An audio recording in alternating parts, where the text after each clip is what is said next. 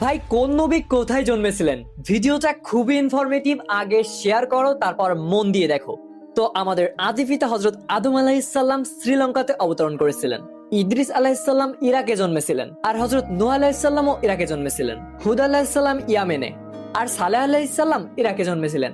আবার আমাদের মুসলিম জাতির পিতা হযরত ইব্রাহিম আলাইহিসসালামও ইরাকে জন্মেছিলেন। লূত আলাইহিসসালাম ইরাকে, ইসমাইল আলাইহিসসালাম ফিলিস্তিনে, আর ইসাক আলাইহিসসালামও ফিলিস্তিনে জন্মেছিলেন। ইয়াকুব আলাইহিসসালাম ফিলিস্তিনে, ইউসুফ আলাইহিসসালামও ফিলিস্তিনে জন্মেছিলেন। আইয়ুব আলাইহিসসালাম সৌদি আরবে, শুআইব আলাইহিসসালাম সিরিয়াতে, আর মুসা আলাইহিসসালাম ইজিপ্টে। হযরত হারুন আলাইহিসসালামও কিন্তু ইজিপ্টে জন্মেছিলেন।